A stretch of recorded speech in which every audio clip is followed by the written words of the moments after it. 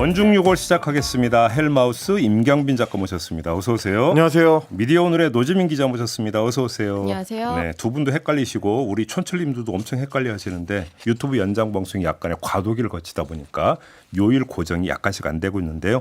이번 주와 다음 주는 언중6월은 목요일에 방송이 됩니다. 그 뒤에는 다시 본래 자리 금요일로 돌아가니까 두 분 그렇게 알고 계시죠? 네네. 네. 정확히 숙지하셨죠? 네. 우리 촌철님들도 요즘 고지 드리면서 오늘 이야기 좀 바로 들어가겠습니다. 헬마 발제를 한번 들어볼까요? 네. 어제 사실 저희가 이제 아이템 회의하는 그 단체 채팅방에서 노지민 기자가 그 말씀하셨어요. 대통령실 얘기 이제 그만하고 좀 다른 거 좀 해야 되는데 라는 말씀을 하셨는데 네. 어쩔 수가 없습니다. 이번 주까지는 일단 대통령실 문제로 좀 집중할 수밖에 없을 것 같아요. 워싱턴 포스트와 관련된 문제인데 이걸 제가 이제 왜 워낙 많이 다뤄졌는데도 불구하고 또 가져왔느냐. 기억하시는 분 계실지 모르겠지만 지난해 9월 30일자 언중6월 아이템을 보시면 외신은 이미 바이든 이땡땡 이디어츠 이 편이 있습니다. 예. 그때 다뤘던 게 우리 대통령실이나 대통령이 외신과 관련된 그 미디어 환경에 얼마나 무지한가를 지적을 하면서 달라진 환경을 좀 재현을 해준 바가 있습니다. 이렇게 하면 안 된다. 안 들으니까 그런 거예요. 그러니까 좀 들어야 되는데 말이죠. 그때 나왔던 이름 익숙하실 텐데 미셸 예히 리 워싱턴 포스트 도쿄 서울 지국장 그 기자. 예. 그 기자가 거의 뭐 그날 방송의 주인공이었거든요. 근데 이번에 이 소위 말하는 아이 재팬 논란에 주어 논란에 원문 공개를 한 그 기자입니다. 그렇다면서요. 네, 그래서 다시 한번 우리 대통령실한테 이렇게 하시면 큰일 난다. 라는 제언을 좀 드리기 위해서 준비를 해봤습니다. 네. 그러니까 첫 번째 저가 이제 이번에 이 사건을 보면서 들었던 의문이 우리 대통령은 왜 이렇게 외신 인터뷰를 좋아하는가? 이거였습니다. 국내 언론하고 대통령이 된 다음에 단독 인터뷰를 한 건 조선일보 신년 인터뷰가 유일한 거 아닌가요? 유일한 걸로 알고 있고요. 네. 제 그리고 기억으로는 그런데 그죠? 제가 찾아봤을 때는 어쨌든 마지막 단독 인터뷰인 건 확실하고요. 예. 일단 도어 스태핑도 지금 중단된 상태고. 그러니까 이제 특정 언론과의 단독 인터뷰. 그렇습니다. 조선일보. 그리고 이제 한국 언론하고 한 마지막 인터뷰고. 예. 기자회견을 하지 않고 유일하게 한 그렇죠. 그렇습니다. 신년 네. 기자회견 자체를 안 했기 때문에 올해는 이제 국내 언론이 대통령하고 직접 접촉하고 대면해가지고 인터뷰를 할 기회가 없었다 이렇게 봐야 될 것 같아요. 근데 지금 이제 계속해서 해외 일정을 앞두고 외신하고 인터뷰를 합니다. 네. 한일 정상회담 직전에는 요미우리하고 인터뷰를 해가지고 9개면의 인터뷰 관련 기사가 실렸고 이번 미국 방문 전에는 로이터 통신하고 했었고요. 그것도 논란이 됐었지만 이번에 또 워싱턴 포스트 논란이 됐고 미국에 가서는 미국의 NBC 방송하고 인터뷰를 한 것도 역시 마찬가지로 좀 화제가 되고 있습니다. 바로 그 지점인데 보통 이제 그 대통령이 해외에 나가면 상대국 주요 언론과 인터뷰하는 건 관행이에요. 그렇죠. 네. 그래서 이제 뭐 로이터 통신하고 인터뷰하기로 뭐 하나보다 했는데 그다음에 워싱턴 포스트 나오고 MBC 나오고 연달아 인터뷰를 하고 있네요. 그죠? 그리고 굉장히 이제 무게감이 있고 MBC 같은 경우는 또 이제 지상파 방송이고요, 미국에서. 예. 그러니까 이러길래 하다못해 그러니까 미국 방송을 선호하거나 뭐 외신하고 인터뷰하는 거를 좋아할 수는 있는데 국내 언론하고는 아예 안 하면서 왜 유독 외신하고만 하나? 이걸 뭐 물론 이제 대통령실에 물어봤자 답이 없을 테니까 그 주변 좀 취재를 좀 해봤는데 대통령실에 출입하는 출입 기자들 여러 명 하고 그리고 이제 국민의힘의 이제 당직자들 그리고 예전 이제 청와대 출신 이런 분들은 취재를 해봤을 때는 정확한 이유를 도대체 모르겠다가 거의 공통된 의견이었습니다. 예. 답변을 얻기가 어렵다. 예. 출입 기자들 같은 경우는 심지어 질문도 했다는데 정확한 답변을 얻기는 어려운데 다만 추측은 한 3가지 정도로 좁혀지는 것 같아요. 뭐 세 가지 제가 볼 때 딱 하나인데 어떤 거요? 윤석열 대통령 마음. 그렇죠. 근데 약간 곁들여서 다른 얘기도 있었어요. 왜 그런 마음을 가지고 있을까도 궁금한 거죠. 그러니까 윤석열 대통령의 마음인데 기본적으로는 국내 언론에 대해서 불신이 좀 누적된 상태다. 안 믿는다. 이거가 하나고 그리고 특정 언론도 아니고 국내 언론 전반에 대해서 믿지 않는다라는 얘기가 있었고요. 이건 물론 이제 의견입니다만. 예. 그리고 해외 소위 이게 정론지에 대해서 굉장히 대통령 개인이 동경을 가지고 있다. 그러니까 워싱턴 포스트, 뉴욕 타임즈 뭐 이런 방송들. 옛날에 대선 후보 시절에 메이저 언론, 마이너 언론이 발언한 거 기억나세요? 그 대목입니다. 네. 미국의 메이저 매체 매우 좋아한다. 이런 얘기가 있었습니다. 그래서 그런 어떤 위상을 굉장히 중시하는 대통령 특유의 스타일이 작용을 한다라는 의견도 있었고 또 하나 지적되는 게 지금 해외 언론 비서관으로 가 있는 강인선 대통령실 비서관. 예전에 이제 대변인을 했었죠. 그러니까 이분의 캐릭터가 또 역시 마찬가지로 언론을 대하는 데 있어서 이제 해외 언론을 굉장히 좀 중시하는 스타일이 있다. 원래 그 기자 생활도 이제 국제뉴스 전문 기자였고 그랬으니까. 워싱턴 특파원도 했었고요. 예. 이제 그러다 보니까 관련된 얘기들이 이제 종합돼서 국내 언론보다는 그냥 외신하고 인터뷰하는 게 낫다라는 최종 판단이 대통령한테 내려진 거 아니냐라는 얘기들이 많이 있었고요. 근데 이제 문제는 본인이 좋아하는 거하고 결과가 좋을 것이냐는 이제 별개의 문제다 보니까 좋아하는 외신하고 계속 인터뷰를 하는데 계속해서 사고가 터지는 이런 상황에 대해서 한번 짚어봐야 되겠다라는 거고요. 여기서 잠깐 꺾고 제가 볼 때는 이제 이런 추정도 가능할 것 같아요. 지금 그 로이터 통신, 워싱턴 포스트, MBC가 뭐냐면 방송 하나, 신문 하나, 통신 하나예요. 그렇습니다. 그러니까 이게 또 이제 그 지금 미국 방문이 국빈 방문이잖아요. 국빈 방문에 준해 가지고 그렇게 이제 그 매체별로 하나씩 한다 이렇게 접근했을 수도 있는 거죠. 그럴 수도 있죠. 요번 건 같은 경우는. 예. 근데 이번에 제가 그냥 이거 이제 일종의 그 기자들하고 백브리핑 과정에서 대통령 관계자가 했던 얘기지만 NBC하고 그러니까 미국의 대표적인 지상파 방송 거기에 이제 레이틀리 쇼 같은 경우는 대표 프로그램이니까 거기에 굉장히 의미 부여를 많이 하는 얘기를 대통령실 관계자가 하더라고요. 저는 그게 굉장히 인상적이었던 게 왜냐하면 한국 대통령 정도면 그게 누구든 간에 이제는 미국 방문할 때 그 정도 프로그램에 프라임 타임에 나가는 게 굉장히 자연스럽다고 생각하거든요. 우리 국력이 어떻게 보면 맞는 대우라고 생각하는데 굉장히 그게 특이한 일이고 이 정권이기 때문에 가능한 일인 것처럼 대통령실 관계자가 반복적으로 기자들하고 얘기하는 걸 보면서 과연 저 얘기를 듣고 있는 기자들도 그렇게 감격스러워할까 이런 의문도 좀 있었습니다. 아무튼 근데 중요한 건 내용이잖아요. 내용. 네, 그렇습니다. 근데 이제 문제는 저희가 지난 언중 6월 6개월 전에 지적했던 그 맥락입니다.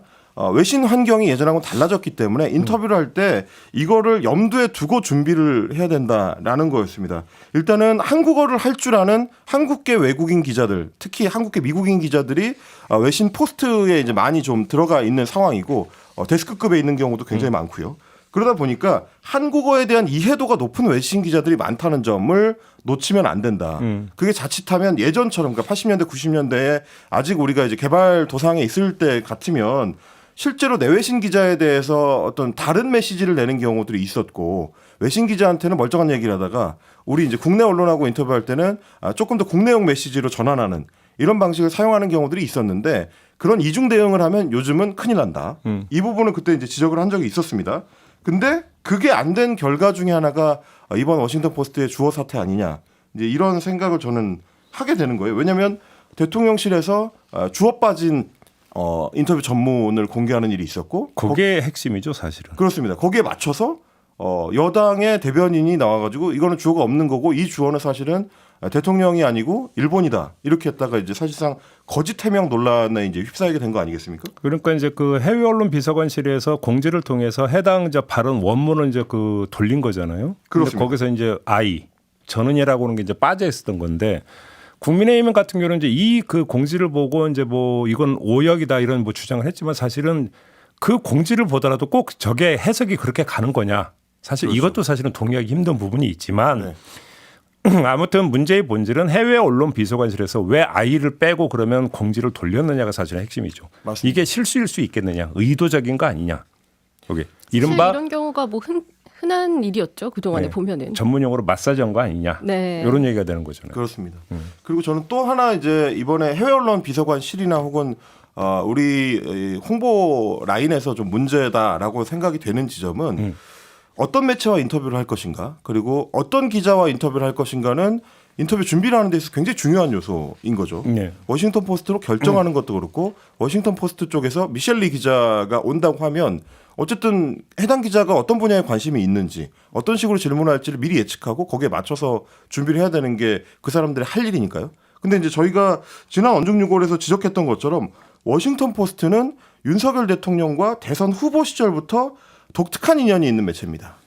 소위 말하는 그 페미니스트. 나도 페미니스트 인터뷰 논란이 있었고요. 그 사건이 터진 그러니까 뭐 그때는 워싱턴 포스트가 아예 제목에다가 나 역시도 페미니스트다라고 이제 윤석열 후보의 멘트를 달았다가 그게 소위 남초 커뮤니티에서 이제 난리가 나니까 캠프가 나서서 이거는 이 인터뷰를 번역하는 과정에서 일종의 게재 오류다라고 이제 변명을 했었습니다. 그러자 그때도 누구였냐면 미셸 리 기자가 직접 인터뷰 원문을 공개를 했었습니다. 거의 똑같은 일이 그때 일어났었고요. 그리고 나서 이제 대통령에 당선돼서 첫 번째 한미 정상회담을 했을 때 지난해 5월이죠. 그때도 역시 마찬가지로 워싱턴 포스트 기자가 기자회견에서 여성 정책과 관련된 돌발 질문을 했습니다. 그때 윤석열 대통령이 소위 이제 7초 침묵 그 사건이 있었던 건데 그러면 워싱턴 포스트라는 매체가 한국 대통령한테 어떤 태도를 갖고 있을 가능성이 높은지가 일단 예측이 돼야 되고 미셸 리가 와서 인터뷰를 했다고 하면 이 사람이 어떤 배경을 가지고 있는 기자인지를 알고 있어야 자칫 이건 오역이거나 혹은 뭐 주어가 빠진 채로 기사가 나간 겁니다라는 해명이 나왔을 때 상대가 어떻게 대응할지를 예측할 수 있는 거거든요. 그렇죠.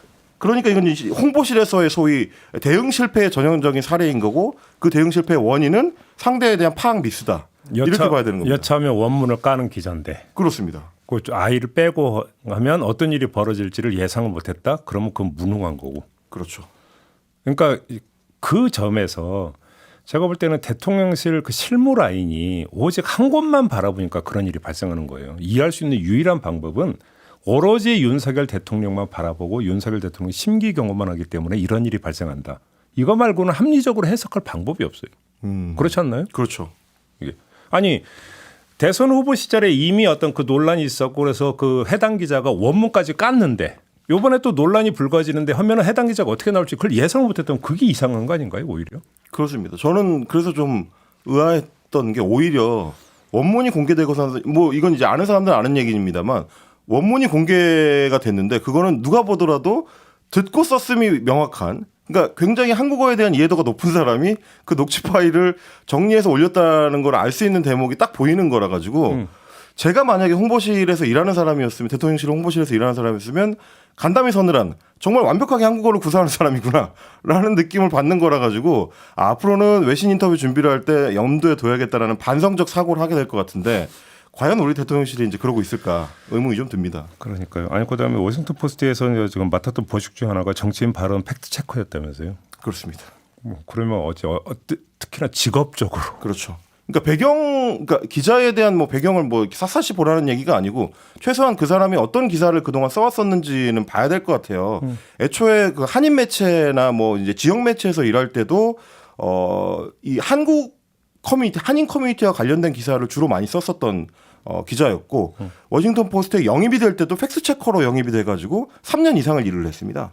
이제 그런 부분들을 보면 우리가 언론 대응을 할 때 좀 조심해야 되는 포인트가 뭔지를 홍보실에서 좀 읽어야 될 텐데 그런 좀 안타까움이 있었고요. 예.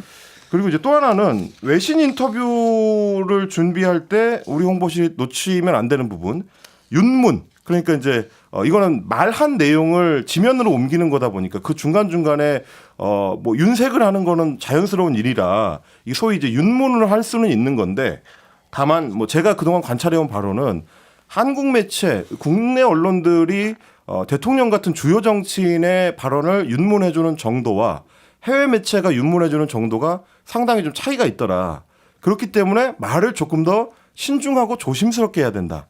이런 문제를 좀 지적을 해주고 싶은 겁니다. 이번에도 그래서 결국 이런 문제가 터질 때 우리 매체 같으면 그래서는 안 되는 경우들이 있습니다만 국익 차원의 문제를 걱정하는 경우들도 있고 기자 개인이 그리고 이제 대통령이 이 발언이 나가면 이 파장은 내가 뒷감당하기 좀 어렵다라고 생각할 경우에는 조금 더 많이 윤문을 해주거나 혹은 실제로는 특정 단어를 빼주거나 뭐 이런 경우들도 있고요.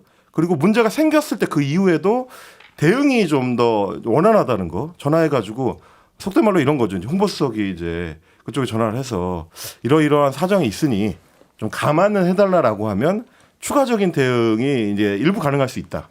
물론 뭐 박수영 전 청와대 홍보수석 대변인 같은 경우는 어제 시선집중 인터뷰에서 국내 언론도 그거 잘 안 해준다고 했지만 해외 언론은 당연히 안 해주는 거니까 더 신중하고 조심해야 된다는 거는 좀 명확할 것 같고 이번에 그게 조금 더 잘 보여진 게 아닌가라는 생각이 들었습니다. 그래서 한마디 한마디를 문자 그대로 워드 포 워드로 미셸 리 기자의 말대로 공개 대응할 때 좀 그 곤란해질 수 있으니까 조심할 필요가 있다라는 말씀입니다. 근데 이제 본질적인 문제는 저는 예를 들어서 뭐 그 외신과 인터뷰를 하면 당연히 실무선에서 이제 예상 어떤 질문 그다음에 그거에 대한 어떤 그 답변 다 해서 올리죠. 그렇습니다. 이거 안 올린다는 건 말이 안 되는 거고. 근데 어제도 이제 박수현 전 국민소통수석하고 인터뷰하면서도 그 얘기 잠깐 했지만 예를 들어서 한번 대통령이 설령 한다도 그러니까 기자가 앞에서 앉아 있는데 보면서 원고 읽을 수는 없잖아요. 그럴 수는 없죠. 인터뷰하는데. 그렇죠. 그러니까 이제 자연스럽게 자신의 말인 것처럼 이야기를 하다 보면 실무선에서 작성한 어떤 모범 어떤 답변서 그대로 읽지는 못하죠. 그러다 보니까 여기서 이제 어떤 자신의 어떤 어투도 들어가고 경우에 따라서는 정제되지 못한 단어도 나올 수가 있죠. 저는 뭐 거기까지는 이해를 할 수 있다고 생각을 해요. 그런데 중요한 문제는 이것이 국내적으로 어떤 정책 입장을 밝히는데 그러니까 저는 윤석열 대통령이 약간 화끈어법에 대한 어떤 뭔가 이게 있는 것 같아요. 아, 자기 강박. 그렇죠. 화끈어법. 근데 이게 외교 부분에 있어서는 진짜 외교적 언어라는 외교적 수사라는 표현을 많이 쓰잖아요. 네. 왜 그러냐면 이게 도대체 무슨 말이야? 이렇다라는 거야? 저렇다라는 거야? 애매모호함의 어떤 극치를 달리는 외교적 수사를 펴는 데는 이유가 있는 거거든요. 근데 그런 데에서까지 화끈어법을 펴면 안 되는 게 있는 거예요. 그렇죠. 그렇게 놓고 나면 자리를 보고 돗자리를 펴야 되는데 화끈어법도 펼 때가 있고 아닐 때가 있는 거죠. 그런 점에서 뭔가 어떤 그 대통령이 인터뷰를 하는 과정에서 얼마만큼 세심하게 주의하면서 발언을 정제하느냐. 제가 볼 때는 실무 라인의 문제가 아니라 본질적으로는 화자인 대통령의 문제다 이건. 이렇게 봐야 되는 거 아니냐 싶은 거죠. 지금 그 말씀을 듣다 보니까 더 걱정이 되는 거는 우리의 이제 우방국 중에서 주요 협상 파트너라고 할 수 있는 일본과 미국의 대통령 혹은 총리가 둘 다 외교 분야에서 굉장히 오래 좀 경험을 쌓은 특화된 인물들이라는 거고요. 바이든이 뭐 상원 외교위원장 지낸 사람이고 그다음에 뭐 기시다 기시다는 후미오 이제 총리는 외무상을 지냈습니다. 외상 지낸 사람. 네. 그렇죠. 그러다 보니까 좀 더 걱정이 좀 되는 측면이 있고요. 그러니까요. 자, 그리고 이제 제가 한국 언론들한테 좀 말씀을 드리고 싶은 게 이 논란이 자꾸 이제 주어 관련된 논란으로 너무 축소되는 것 같다. 그러니까 내용적 측면도 좀 따져서 지적할 필요가 있다라는 말씀인데요. 대통령이 발언을 할 때 저는 특히 주목한 게 이제 100년 전의 일이라고 지칭한 대목입니다. 그동안 우리 대통령이 일본 문제와 관련해서 얘기했었던 맥락은 대체로 이 태평양 전쟁 때 있었던 강제동원 피해자들과 관련된 문제, 그러니까 구체적 피해자가 있고 그분들의 이제 민사소송과 관련된 문제에 국한돼 있었다면 이번에 워싱턴 포스트하고 인터뷰를 하는 과정에서 나왔던 이 100년 전의 일이라는 단어는 어떻게 보면 일제 식민지 시기를 통할하는 그래서 강제병합이 있었던 1910년부터 지금까지에 이르는 역사를 통할해서 퉁치는 것 같은 인상을 충분히 줄 수 있다. 이거는 좀 엄밀하게 따져볼 대목이라는 겁니다. 왜냐하면 일본의 그 강제병합 문제는 곧 우리의 헌법 정신하고도 연결되는 그러니까 3.1운동 정신 그리고 임시정부 정신과 연결되는 문제이기 때문에 우리 대통령이 만약에 일제 강제병합이 법리적으로 문제가 없었다든지 혹은 이미 시간이 많이 지난 문제니까 우리가 따질 계제가 아니라든지 이런 인식을 가지고 있다면 그거는 곧 헌법 정신의 기초를 무너뜨리는 문제일 수 있다. 근데 왜 언론이 그 점을 지적을 안 하느냐? 그렇습니다. 그러니까 내용적인 부분을 더 들어가서 들여다봤어야 된다. 이게 그냥 단순히 주어가 아이냐 재팬이냐로 끝날 문제가 아니고 실제 대통령의 발언이 갖고 있는 위험성에 대해서도 충분히 다뤄줄 필요가 있었다. 근데 그거에 대해서는 저는 이렇게 추정을 하는데요. 이미 그 전 단계 한일 정상회담 전후의 과정에서 더 나아가면 3.1절 기념사회부터 시작된 그렇죠. 유구한 논란의 어떤 그 과정이 있기 때문에 이미 많이 다뤘으니까 그냥 한 수 접고 들어가. 네. 아유 그냥 그렇다 치고 일단 이렇게 접근했던 부분들이 좀 있는 것 같습니다. 그렇습니다. 예. 네, 마지막으로 조선일보의 사설을 하나 제가 소개를 해드리고 싶어서 지난주에 나온 사설인데 이렇게 적혀 있습니다. 가짜뉴스는 처음부터 정치적 의도를 갖고 사실을 왜곡 과장하거나 심지어 조작하는 것으로 애초에 사실 여부에는 관심도 없다. 그러니 가짜뉴스로 드러나도 사과하지 않는다. 우리 사회도 가짜뉴스로 드러났는데 아무런 사과도 하지 않는 이들은 퇴출시킨다는 합의가 필요하다라고 얘기했습니다. 그런데 이번에 워싱턴 포스트 보도와 관련한 대통령실의 해명에 대해서 조선일보는 엊그제 인터뷰에서 주어가 생략돼 오역이 있었다. 가짜뉴스로 선동하지 말아라라는 내용을 그대로 전하는 가짜뉴스를 저질렀다는 점 강조를 좀 드리고 싶습니다. 알겠습니다. 자, 이렇게 헬마 발제 마무리하고요. 이번엔 노지민 기자의 발제로 넘어가겠습니다. 어떤 내용입니까? 네, 어김없이 대통령 관련된 이야기가 나올 수밖에 없는 것 같은데요. 그 윤 대통령이 미국 방문하자마자 발표한 그 투자 유치 성적이라는 게 있었잖아요. 넷플릭스 말씀하시는 네, 4년간 3조 3천억. 그러니까 25억 달러 투자를 대통령의 접견으로 인해서 유치했다. 이런 성과 보도가 나오고 있는데 지금 이게 아시다시피 뭐 성과 부풀리기다. 뭐 실질적으로는 그렇게 획기적으로 늘어났다고 볼 수 없다. 뭐 이런 지적이 나오고 있고. 네. 어떻게 봐야 돼요, 진짜 이 문제? 그런데 이거는 뭐 그렇게 가치 판단을 제외하고 숫자만 보면 사실 심플합니다. 단순하게 판단이 될 수 있는 내용이거든요. 그래서 지금 대통령실이 출입 기자들한테 보도 자료를 배포한 게 있었어요. 그 제목이 어떻게 돼 있었냐면 1호 영업사원의 마케팅 서렌도스 대통령 편지에 매우 감사 이런 제목이었거든요. 최근에 이렇게 넷플릭스 관련한 기사들 보시면 제목에 1호 영업사원 굉장히 다시 많이 사용되는 걸 보실 수 있을 것 같은데 그게 왜 그렇게 많이 나왔느냐 아마 요 영향도 있을 것이다. 이걸 먼저 짚어보고 그 내용을 보면은요. 서렌도스 대표가 4년간 3조 3천억 원 투자 규모에 대해서 2016년 이후 현재까지 한국 창작 생태계를 위해서 집행한 투자액의 2배에 달하는 규모라고 강조했다. 이 부분은 많이 아실 거고. 그리고 넷플릭스는 지금까지 특정 국가에 대한 투자 규모나 투자 계획을 공개하지 않았기 때문에 이번 공개 투자 발표는 매우 이례적인 것으로 받아들여진다. 이 대목이 있거든요. 그런데 의도했는지는 모르겠지만 듣다 보면은 아실 거예요. 이거는 사실관계가 아니다. 굉장히 명확하게 판단할 수 있는 부분을 보도자료로 내보냈고 왜요? 뭐 왜 그랬는지는 사실관계가 왜 아니라는 거예요? 우선은 이걸 보면은 특정 국가에 대한 투자 규모나 투자 계획을 공개하지 않았다. 네. 제가 참석한 비대면 간담회도 있었는데 그 자리에서도 투자 규모를 밝힌 적이 있었거든요. 넷플릭스가? 직접 네. 참석하셨어요, 거기를? 네, 그러니까 비대면이었기 때문에 직접 대면을 하지는 않았지만 네. 뭐 특히 이게 넷플릭스가 진출하고 나서 좀 어떤 추이를 보였는지 보면은 2018년에 그 킹덤 성공한 계기로 좀 이렇게 한국 투자 늘리겠다는 이야기를 공공연히 하기 시작했고 그리고 2020년에는 이제 국내외 언론에 8천억 원을 투자했다 이런 전원식의 입장이 나온 적이 있고 그리고 이제 2021년부터 본격적으로 투자 규모에 대한 이야기가 나오기가 시작해요. 그 딘 가필드 정책총괄 부사장이 한국에서 미디어 오픈 토크를 했는데 2015년부터 2020년까지 한국 콘텐츠에 7,700억 원을 투자했고 올해에만 5,500억 원을 투자할 계획이다라고 네. 직접 밝혔고요. 예. 또 2022년에는 강동한 한국 콘텐츠 총괄 VP가 한국 기자들이랑 비대면 간담회를 했는데 이때 한국에서 15개 오리지널 발표한 작년에만 5천억 원을 투자했다. 그리고 올해는 25개를 발표하는 만큼 유추해 볼 수 있을 것이다. 이렇게 얘기를 했어요. 그래서 15개에서 25개로 늘어나면 뭐 추정을 해보면 어느 정도일 것이냐. 그 당시에 8천에서 1조까지도 이야기가 나왔거든요. 네. 그리고 올해에는 28개 시리즈를 콘텐츠를 발표한다고 밝힌 상태고요. 그러면은 최소한 그 이상은 될 거다라는 거를 당연히 가늠을 해볼 수 있는 거죠. 근데 저는 여기서 업계를 제가 잘 몰라서 네. 갖는 일단 궁금했던 게 뭐냐면 삼성전자가 예를 들어서 반도체 공장을 위해서 투자한다고 한다면 계산이 나오는 건 알겠어요. 근데 지금 넷플릭스는 컨텐츠에 지금 투자한다라는 거잖아요. 그렇죠. 그러니까 좋은 시나리오가 있으면 거기에 제작비를 투자하겠다라는 거잖아요. 그러면 투자가 이루어지기 위한 어떤 프로세스가 어떻게 되냐면 일단 좋은 시나리오가 있는지를 보고 그러면 시나리오가 이걸 우리가 그러면 그 제작비 투입해서 우리 것 삼아야겠다고 결정을 하면 아 이게 시나리오 내용을 보니까 제작비가 대충 얼마가 투자가 되겠다. 이게 이제 계산이 서니까 얼마 이게 나오는데 네. 4년간 25억 달러를 투자한다고 한다면 묻지도 따지지도 않고 시나리오가 뭐든 상관없이 투자하겠다는 건지 뭔지 저는 일단 여기서 헷갈렸거든요. 일단 어느 정도 결정이 되면 그게 바로 이렇게 찍어져서 나오는 건 아니잖아요. 아니 그러니까 그래서 넷플릭스는 내부적으로 공개는 안 됐지만 여러 시나리오를 보면서 이제 후보를 점 찍어놨고 대충 이 정도 될 거라고 만약에 네. 그 자기들 스스로 뭔가 좀 준비를 하고 있다가 25억 달러 투자를 했다면 네.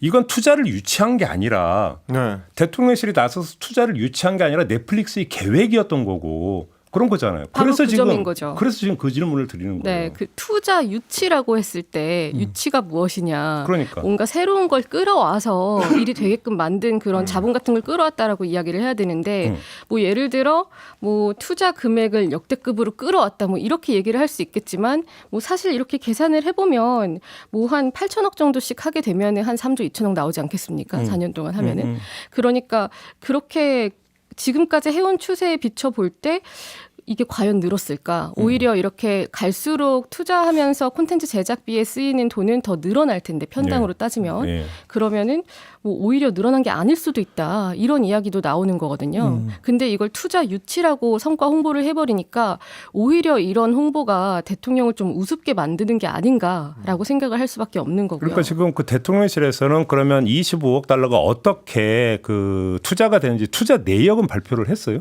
안 했죠. 아니죠. 규모만 나온 거죠. 규모만 나온 규모를 넷플릭스 대표가 직접 이야기를 했죠. 그러니까 내용은 이해가 나올 되죠. 수가 없는 게 4년 뒤에 어떤 드라마를 제작하게 해줄지를 예측한다는 건 사실 불가능하고 넷플릭스 입장에서는 그렇게 해서도 안 되는 일이고. 근데 대략적으로 이제 시나리오를 삼아서 어느 정도의 그런 투자가 이뤄질지에 대해서 예측은 당연히 하고 있고 그리고 그때 가서 공개될 것들이 지금 어느 정도 잡혀 있는 것들도 그럴 있을 수도 수 있죠. 있고 그렇기 때문에 한 3, 4년 정도를 예측해서 규모를 얘기하는 것까지는 문제가 되지 않겠지만 네. 그렇죠. 바로 그 지점에 전 그럴 수도 있다고 생각해요. 그러니까 뭐 영화도 드라마도 제작하는데 하루아침에 뚝딱 만들어지는 건 아니니까 사전 어떤 준비 기간부터 한다면 몇 년 걸릴 수도 있으니까 그러면 그건 투자 유치가 아니라는 거죠. 그렇죠. 투자 계획인 거지. 그렇죠. 넷플릭스가 자체적으로 잡았던. 그러니까 바로 그 지점인 거잖아요. 그러니까 편지를 주고 받으면서 조율을 했고 지금까지 이르게 됐다라는 게 대통령실이 한 설명의 그런 요지였는데 물론 이렇게 발표를 할 때 조금 더 뭔가를 더 얻을 수 있는 것이 있었는지는 모르겠지만 아직 그게 밝혀진 거는 없었고요. 그리고 이게 대통령이 그 자리에서 넷플릭스 CEO를 만나서 한 여러 가지 말들이 있는데 이게 투자 규모 논란에 가려져서 좀 드러나지 않은 게 있어요, 상대적으로. 그래서 여기서 한 이야기들을 일부를 좀 전해드리면 이건 대통령실이 전한 거기 때문에 뭐 이론의 여지는 없을 것 같고 그 서렌도스 대표가 넷플릭스와 한국 콘텐츠 기업의 관계가 마치 한미동맹과 같다고 말했는데 100% 공감한다. 그리고 한미동맹은 자유를 수호하는 가치동맹인데 자유를 지키고 확장하기 위해서는 문화가 필수 요건이다. 그리고 대통령이 한국의 콘텐츠 기업이 넷플릭스라는 큰 배에 올라타서 전 세계로 항해하기를 기대한다. 이렇게 말을 하니까요. 서른도스 대표가 파도가 칠 때도 있겠지만 함께 잘 헤쳐나갈 수 있다고 생각한다. 이렇게 답을 했고요. 예. 여기에 대통령이 한 답변이 넷플릭스와 함께라면 어떤 파도도 걱정 없을 것 같다라는 말까지 했다고 합니다. 우선 여기에서 넷플릭스와 한국 콘텐츠 기업 관계가 한미동맹 같다. 이 서렌도스 대표의 말에는 어떤 의도가 들어있을지 뭐 제가 단정적으로 추측을 할 수는 없겠지만 지금 이 넷플릭스랑 한국 콘텐츠 기업이나 뭐 산업계의 관계가 단순히 동맹 관계로 보기에는 좀 복잡한 문제들이 많이 얽혀 있거든요. 근데 비유적 표현 정도로 볼 수도 있지 않을까요? 네, 그렇죠. 그러니까 그 회사의 사업을 이끌어가는 CEO로서는 일국의 대통령을 만나서 이런 이야기를 할 수는 있죠. 그러니까 뭐 업계나 이런 데서 전략적 파트너십 뭐 이런 얘기 하고 하니까 뭐 그냥 그 차원으로 이해하면 되지 않을까 싶은데. 그렇죠. 그래서 여기까지는 뭐 다른 나라에서 글로벌 기업 CEO가 할 수 있는 말이라고 치고 그런데 이런 말을 들은 대통령의 반응이 어떻게 나왔느냐가 중요한 거 아니겠습니까? 그렇죠. 여기에서 뭐 자유를 수호하는 가치동맹이라는 말은 사실 대통령께서 어느 자리를 가든지 좀 맥락과 관련 없이 많이 사용해온 부분이기도 한데 우선 이 부분은 좀 넘어가선 치더라도 이 넷플릭스와 함께라면 어떤 파도도 걱정 없을 것 같다라는 말을 이 자리에서 하는 게 맞았느냐.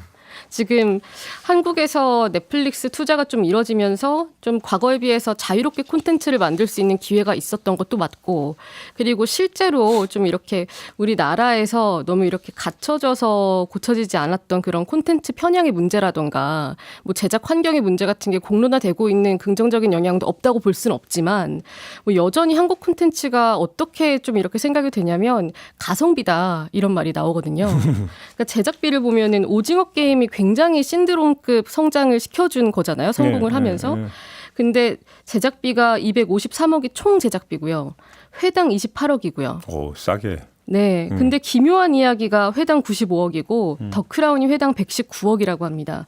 그래서 우리나라에서뿐만 아니라 외국에서도 넷플릭스가 1조 원 수익을 얻었는데 이 정도 투자하고 굉장한 성과를 냈다. 이런 이야기가 나왔었고 그리고 이 가성비가 단순히 이런 제작비 대비 수익만 이야기하는 게 아니고 넷플릭스가 좀 수익을 독식하는 구조에 대한 것도 있는 거거든요. 그러니까 이번에 지상파 방송사에서 만든 콘텐츠도 IP까지 그대로 넘기는 구조였는데 저작권을 넷플릭스가 다 가져간다는 거잖아요. 바로 그 지점이죠. 그러니까 저희도 이게 넷플릭스 투자가 아까 제가 말씀드렸잖아요. 네. 이게 도대체 어떤 그림인지가 감이 안 와가지고 저희 제작진이 관련 업계에 있는 여러분들한테 이제 그러니까 연락을 한 거 취재도 했어요. 취재도 하면서 이제 거기서 뭐 저희는 워낙 과문하기 때문에 어떤 결론을 내리지는 않았지만 가능성을 이제 전부 다 어떤 염두에 둬야 된다는 얘기가 많이 나왔죠. 네. 그러니까 넷플릭스가 투자를 함으로써 창작 환경이 좀 더 넓어지고 기회가 열린다라고 하는 것에 대해서는 별로 이론의 여지가 없는 부분들이 그쵸. 있지만 또 한 가지 이게 OTT로 쏠리면서 나타나는 여러 가지 어떤 그 창작 어떤 그 생태계의 어떤 교란의 문제 이런 것들도 지적하는 목소리가 있었거든요. 네. 사실은 지금 이제 노지민 기자는 이제 그걸 지금 지적을 하고 있는 거잖아요. 그렇죠. 그러니까 이게 이렇게 투자를 받아서 제작할 수 있는 기회만 주어지는 것으로 끝날 것이냐. 그리고 이게 또 어떻게 보면은 그만큼 많은 돈을 주고 간섭 없이 제작할 수 있게 하지 않느냐라고 할 수 있지만 우리나라 말고 다른 곳에서는 창작자한테 좀 분배할 수 있는 시도들이 이루어지고 있는 것도 많거든요. 그러니까 예를 들어서 뭐 프랑스에서는 뭐 IP 독점을 특정 기간으로 제한한다라는 걸 만들었고 미국이나 유럽이나 뭐 남미권에서는 재상용 분배금이라고 해서 이게 뭐 옛날에 이런 말도 표현이 있었는데 그 미국 넷플릭스에서 옥자가 사람들이 보게 되면 봉준호 감독은 받을 수 있지만 오징어 게임 국내에서 본 사람들이 수익을 그 창작자한테 돌려줄 수는 없다. 이런 표현으로 조금 뭐 많이 이야기가 되기도 했는데 그리고 또 여기에다가 지금 뭐 이 건은 조금 이론의 여지가 있긴 하지만 그 망이용료 관련해서 국내 통신사와 지금 수년째 거의 5년째 계속 법정 분쟁을 이어가고도 있고 그러니까 지금 노지민 네. 기자 이야기를 종합을 하면 그래서 투자 유치에만 어떤 초점을 맞춰갖고 홍보를 하다 보면 오히려 넷플릭스의 부정적인 측면들, 그것이 네. 어떤 국내 창작자들의 어떤 저작권 보호 문제라든지, 그다음에 공정한 시장 질서의 문제라든지 이런 것들은 사실은 정부가 나서서 법과 제도를 가지고 이제 나서야 되는 영역이 될 수 있는데 그렇죠. 오히려 이것을 스스로 그러니까 자기 어떤 그 위축으로 갈 수 있는 여지가 있는 건데 과연 이걸 또 스스로 경계하고 있는 거냐 지금 그 점을 제기를 하시는 그러니까 거잖아요. 대통령이 사실 이런 자리에서 굉장히 공격적으로 또는 이렇게 날카롭게 한국 현안을 이야기하기는 어려울 수밖에 없어요. 근데 그렇다면 앞으로의 여지는 좀 열어두는 이야기를 해야 되는 거죠. 그런데 어떤 파도도 걱정 없을 것 같다라는 말을 해버리면 이건 오히려 넷플릭스한테 좀 협상력을 많이 열어준 거다. 그러니까요. 이런 이야기가 나오는 거고 실제로 이 기회를 타고 좀 물들어올 때 노젓는 것처럼 넷플릭스에서 어제 하루 이 당일 하루에만 5개의 보도 자료를 내면서 엄청 홍보를 했거든요. 아, 그래요? 네, 넷플릭스에서? 굉장한 홍보의 기회를 만들어준 거죠. 그런데 이렇게 홍보의 기회를 주면서 우리나라 산업계에 대한 배려라던가 고려가 있어야 되는데 그 점은 보이지 않았다는 게 어떻게 보면 가장 문제라고 보이기도 합니다. 왜냐하면 예. 이제 국내 OTT 서비스들은 지금 이제 굉장히 힘든 상황에 몰려 있다는 얘기가 많이 나오고 있어서 그쵸. 뭐 예를 들면 이제 티빙이나 웨이브 같은 지상파 중심으로 한 뭐 OTT 서비스들 같은 경우는 거의 뭐 뱁새가 황새 따라가다가 가랑이 찢어지는 형국이다라는 걱정이 있을 정도라 이제 우리 대통령이나 혹은 우리 정부 입장에서는 양쪽을 다 이제 균형 있게 다루려고 하는 시도가 같이 있었어야 된다라는 불만도 있을 수는 있을 것 같습니다. 그러니까 20억 달러 유치 이야기가 나오기 전에 제 머리에 입력돼 있는 뉴스는 뭐냐면 넷플릭스가 아이디 공유를 제한한다. 네. 그 뉴스가 이제 제 뇌 속에 남아 있거든요. 네. 그러니까 이런 부분에 대해서는 이제 하면서 야금야금 시장 지배력을 넓힌 다음에 그 어떤 지배력을 가지고 어찌 본다면 어떤 시청자들의 권리를 제한해 들어간 거는 이런 경우에 그럼 우리 정부가 법과 제도를 가지고 시청자 보호를 할 수 있느냐, 그렇죠. 창작자 보호를 할 수 있느냐, 그다음에 국내 업체를 보호할 수 있느냐 이런 문제가 이제 따라붙는 건데 이게 지금 비어 있다 이런 지적의 말씀인 것 같고 네. 또 하나 짚어야 되는 건 대통령실 관계자가 브리핑 과정에서 김건희 여사에게 보고했다라는 부분 있잖아요. 중간에 보고했다. 이건 어떻게 읽어야 되는 겁니까? 이게 보고를 했다라는 표현의 문제가 하나 있고 그리고 어떤 형태로 어떤 수준에서의 보고가 이루어졌나라는 그 내용의 문제가 있는 건데 그렇죠. 사실 그 내용의 문제는 아직까지 확인이 구체적으로 되지는 않았습니다만 뭐 대통령실 관계자가 밝힌 내용만 보면 뭐 중간에 윤 대통령과 서렌도스 대표가 편지도 주고받았고 대통령실 내외와 넷플릭스 최고 경영진과 어느 정도 교감이 있었다.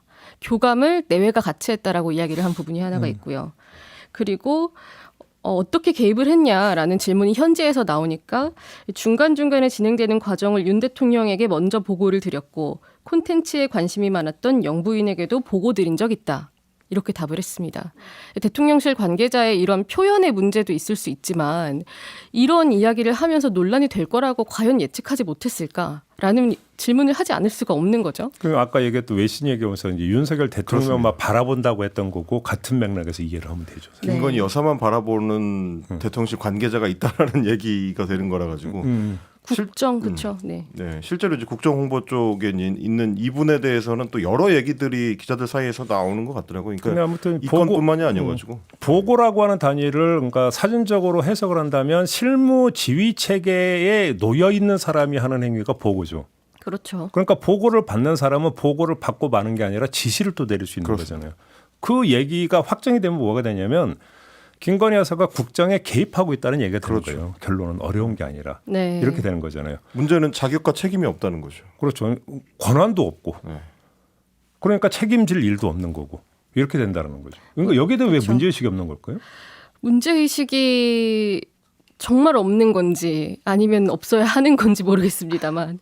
근데 이게 지금 저는 또 다른 문제라고 생각하는 건 윤 대통령이 성과 투자 유치했다고 하는 게 아니다라고 하는 이야기가 엄청 많은 와중에 지금 심지어 이것도 김건희 여사가 보고받고 관여를 해서 역할을 했다라고 하면 대체 또 이번에도 대통령 그러면 뭐가 되는 것인가. 대통령이 네. 그러니까 수시로 챙겼대잖아요. 그렇죠. 수시로 챙겼는데 결국에는 김건희 여사가 없었으면 거의 이게 이렇게까지 성사되지 않았을 수 있다라는 취지로 들릴 수밖에 없는 이야기를 하고 있는 거잖아요. 그리고 이제 이 사안에서의 활용 점정은 제가 봤을 때는 그날 이제 그 CEO하고의 만남 이후에 있었던 CCO인가요? 이제 컨텐츠 총괄 책임자 넷플릭스. 벨라바자리아. 그리고 단독으로 이제 김건희 여사랑 면담하고 관련 보도 자료가 나온 겁니다. 그러면 사실 지켜보는 국민들 입장에서는 그러면 이 건에 대해서는 넷플릭스 건에 대해서는 김건희 여사가 굉장히 좀 주도적인 역할을 했고 최종적인 당부까지도 하는구나라는 그림이 완성이 되는 거여가지고 이것도 역시 마찬가지로 대통령실 부속실이 지금 잘하고 있는 건가라는 걱정이 추가로 드는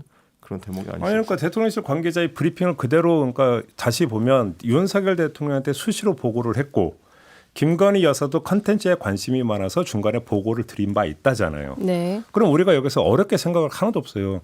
윤석열 대통령과 김건희 여사는 부부 관계잖아요. 그래서 예를 들어서 이제 그 배우자가 특정 분야에 대해서 관심이 있으면 다른 배우자가 그거에 대해서 뭐 얘기를 해줄 수 저는 있다고 생각을 해요. 이건 옳고 그름 따질 영역이 아니라 어쩌면 살아가는 모습이니까. 그러면 윤석열 대통령한테 보고를 한 게 그러면 컨텐츠에 관심 많은 김건희 여사가 윤석열 대통령이라는 배우자를 통해서 그냥 알면 되는 거잖아요. 네. 그죠? 그런데 대통령실 관계자는 윤석열 대통령이라는 주체를 따로 설정했고 김건희 여사라는 주체를 따로 설정을 하면서 브리핑을 했다라는 거예요. 뇌리에 뭐가 들어있는지가 여기서 다 나오는 거예요, 사실은. 그리고 뭐 대통령이 이렇게 해외 순방이나 외교 일정을 할 때 배우자가 같이 가는 경우가 있잖아요. 이런 경우에 뭐 의전선 행사를 할지라도 내용은 파악이 돼야 되니까 어느 정도의 설명을 해줄 수는 있죠.